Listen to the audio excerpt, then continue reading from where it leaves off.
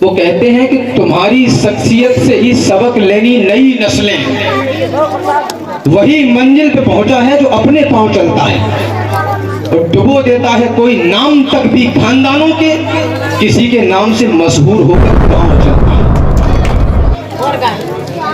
हमारे मित्र बड़े भाई राष्ट्रीय कवि राम बराबर जी मौजूद हैं। मैं उनसे गुजारिश करूंगा वो आप लोगों के बीच में दो शब्द रखेंगे और बड़ा ध्यान लगाकर आप लोग सुनिएगा।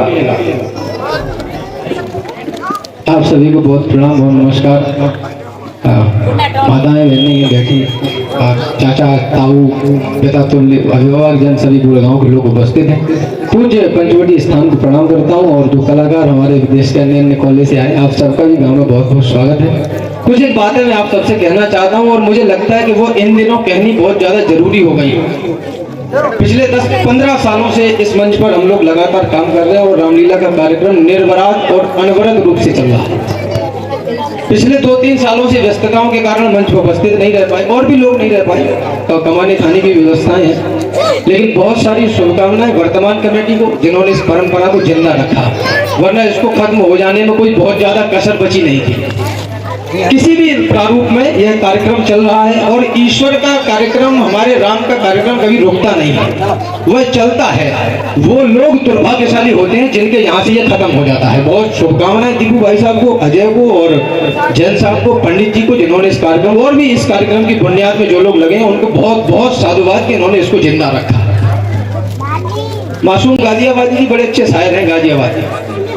वो कहते हैं कि तुम्हारी शख्सियत से ही सबक लेनी नई नस्लें, वही मंजिल पे पहुंचा है जो अपने पांव चलता है और डुबो देता है कोई नाम तक भी खानदानों के, किसी के नाम से मशहूर होकर गांव चलता है।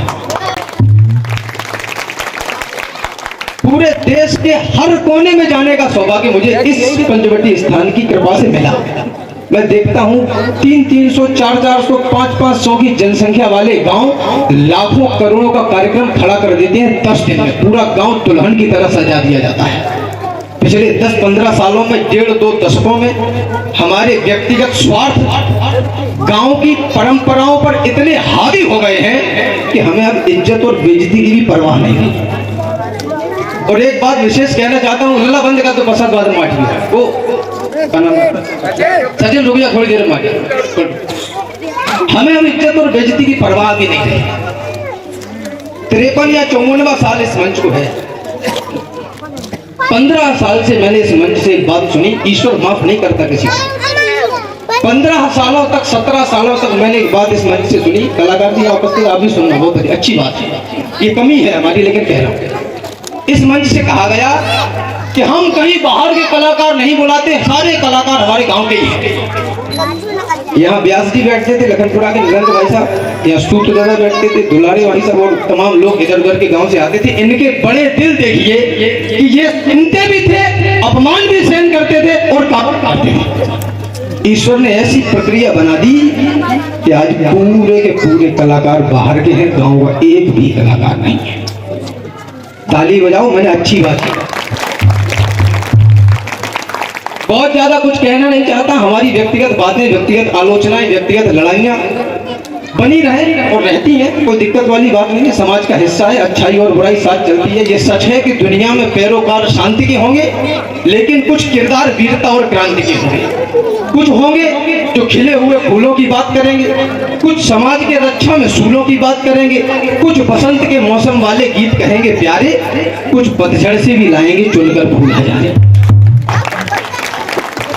यही नियम है, यही सत्य है, यही प्रकृति का पथ है। सावन है तो सूखा भी है, विधि की यही शपथ है। अगर समंदर है तो रेगिस्तान यहीं पर होगा, अगर बस्तियां हैं तो फिर शमशान यहीं पर होगा। जहां उजाला होगा वहां अंधेरा भी आएगा। जो जन्मेगा उसे काले के रोज चबा जाएगा। जहां हजारों मित्र मिलेंगे वहां शत्रु भी होंगे और श्वेत सूर्य के साथ साथ काले नक्षत्र भी होंगे। एक ही जंगल है, उसी जंगल में महर्षि वाल्मीकि, विश्वामित्र, अगस्त मुनि, तमाम ऋषि मुनि संत मिलेंगे और उसी जंगल में मारीच, सुबाहु, ताड़िका, तमाम तरीके के राक्षस भी। ये तो आपकी नियति कि आपको किसको चुनना है।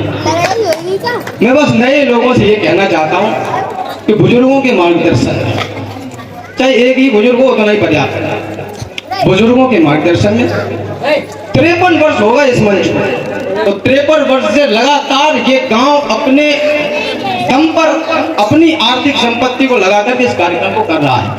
लेकिन दुर्भाग्य का विषय है कि आज हमारी मंडली के पास 5300 रुपए नहीं है।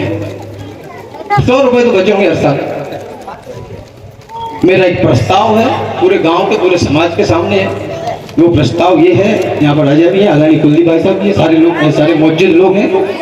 मैं ये कहना चाहता हूँ कि जो कमेटी है उसमें 11-12 लोगों को गठन करें, 60-70 वाला मामला हटा दें, 11-12 को लोगों को गठन करें, और जो वो 11-12 लोग होंगे उनसे 11-11 हजार लोग के सदस्यता है। अब जो लेना चाहे सदस्यता वो 11,000 रुपए दे के सदस्यता ले, आजीवन की सदस्यता होगी। किसी को हिसाब देने की जरूरत नहीं है, किसी को कुछ करने की जरूरत नहीं है। जेब ढीली करो, आओ, दम है तो आगे आओ।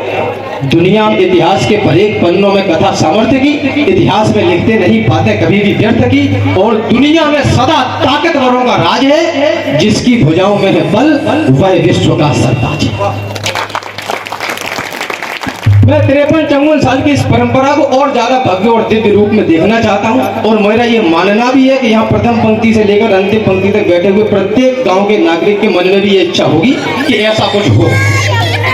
इसी आशा, इसी उम्मीद और इसी विश्वास के साथ समस्त ग्रामवासियों से, अपने अभिभावक जनों से, भाइयों से, बहनों से, माताओं से, भतीजे भतीजियों से, सबसे मेरा निवेदन है कि अपने व्यक्तिगत स्वार्थ, व्यक्तिगत आलोचनाएं और व्यक्तिगत लड़ाइयों को साइड में रखकर कम से कम राम के नाम पे तो हम इकट्ठा होना सीख लें, वरना वो दिन नहीं दूर नहीं है कि भारत जब बटा तो पाकिस्तान बना, बांग्लादेश बना तो बचाएगा भी बढ़ जाएगा, कोई और सा गाँव बन जाएगा, ज्यादा दिन नहीं लगेंगे और यहाँ कोई रहने वाला नहीं बचेगा।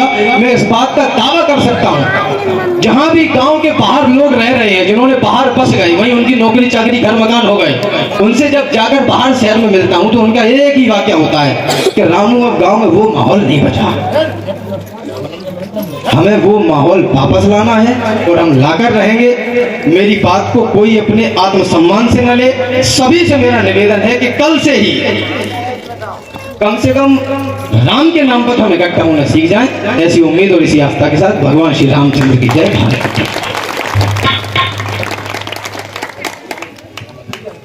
और एक बात और विशेष कमेटी से कहना ये चाहता हूँ कि जब सीन चल रहा हो तो बीच में व्यवधान न करें, कलाकारों को बड़ा दिक्कत होती है ना?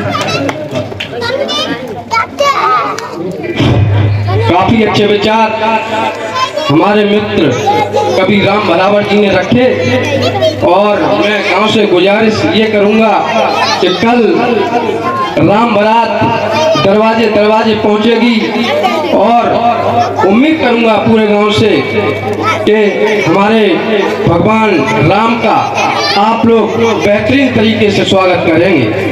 बहुत बहुत धन्यवाद।